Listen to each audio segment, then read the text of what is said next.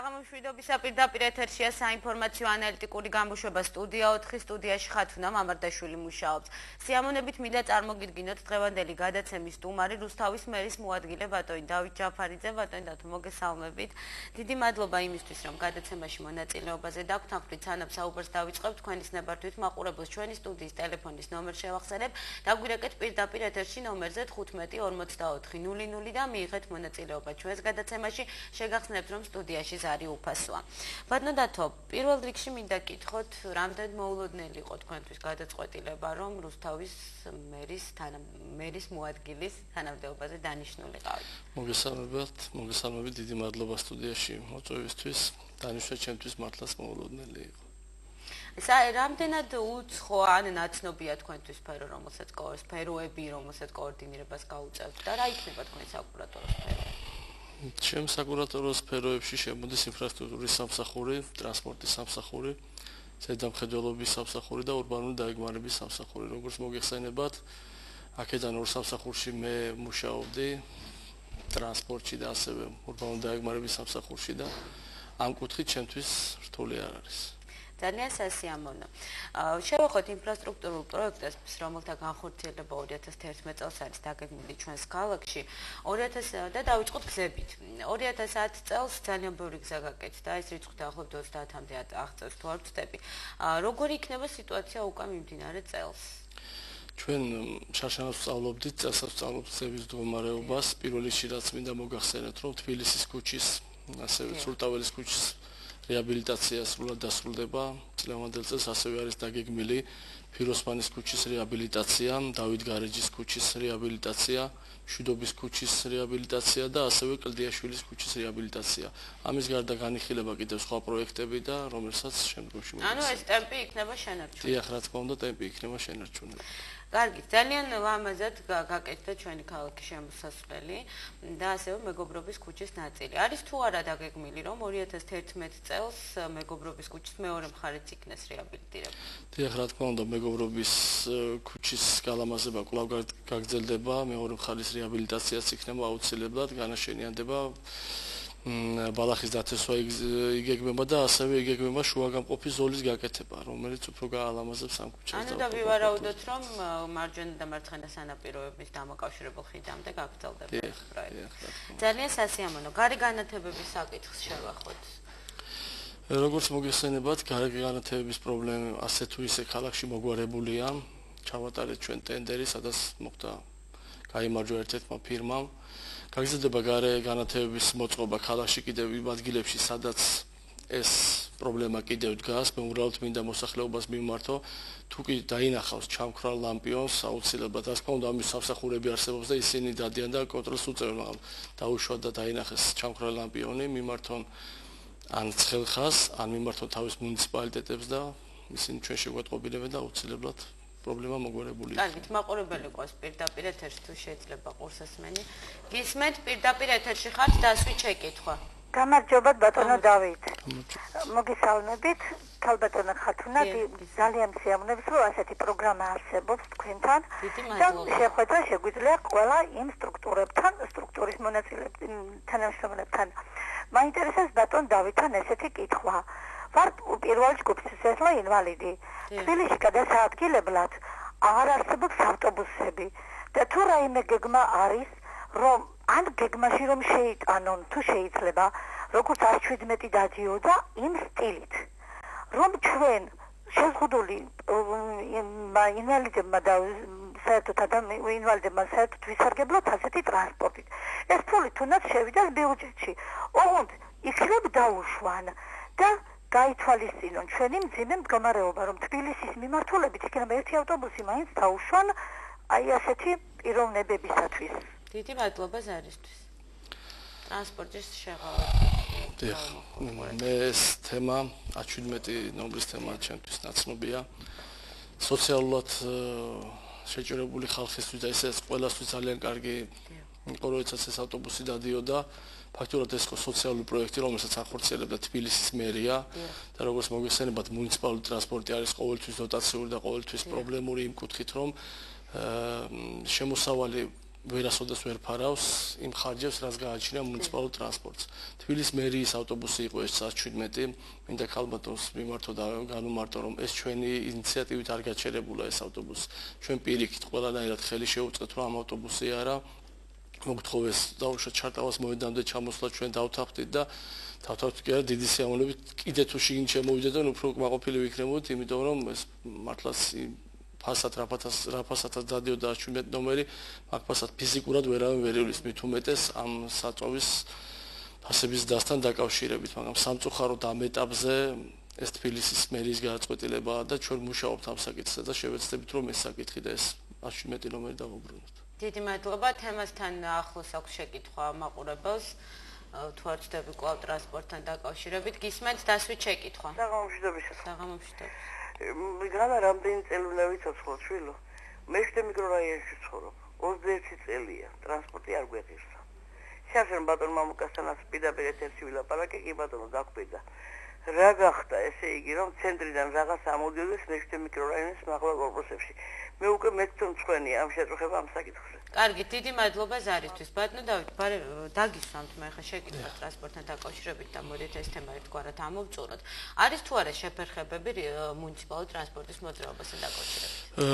მოგახსენებთ, რომ მუნიციპალური ტრანსპორტი დღეს მუშაობს შეუფერხებლად, ეტაპობრივად გადის ძველ მოცულობებზე, როგორც მოგეხსენებათ.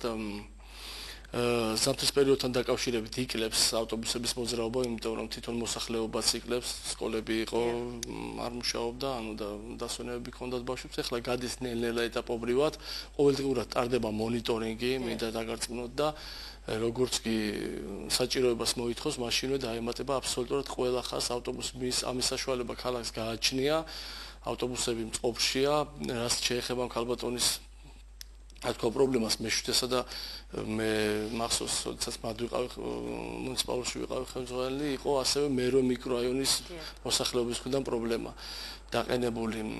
ქალბატონო, მინდა მოგახსენოთ, რომ პირველ რიგში ბოდიში მინდა მოგიხადოთ, რომ ეს პრობლემა ჩვენ მართლაც ვიცით, მაგრამ სამწუხაროდ აქვს ყველაფერს ეკონომიკური გათვლა და ისეც ეს წამგებიანი ტრანსპორტისთვის ძალიან რთულია მაგ დაუშვათ მე შე მიკრორაიონში ბოლოში ამოსვლა და სულ რამოდენიმე კაცი მუშაობა, მაგრამ აქედან გამომდინარე ყველაფერი ტრანსპორტის დალაგება რომ მოხდეს, ამის გამო უნდა ჩატარდეს ტენდერები.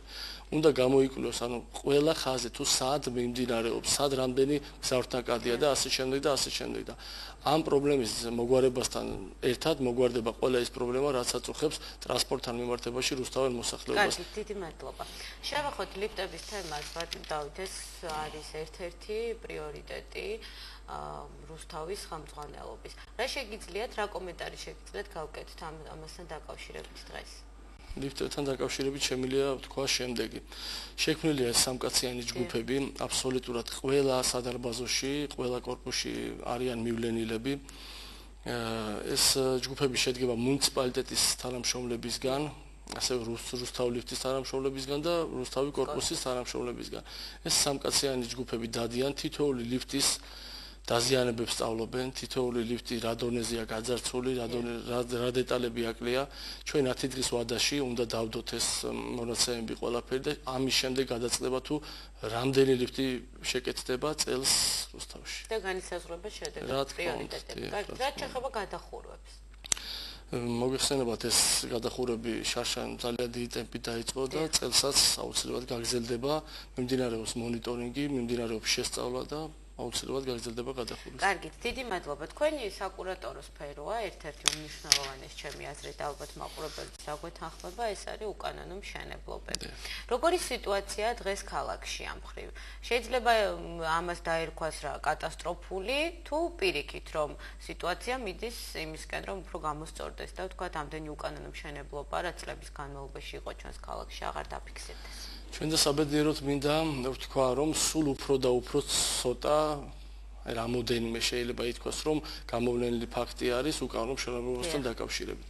იმიტომ რომ ყველა არის მიმართული იქითკენ, რომ თვითონ ეს პროექტების შეთანხმება გამარტივდეს.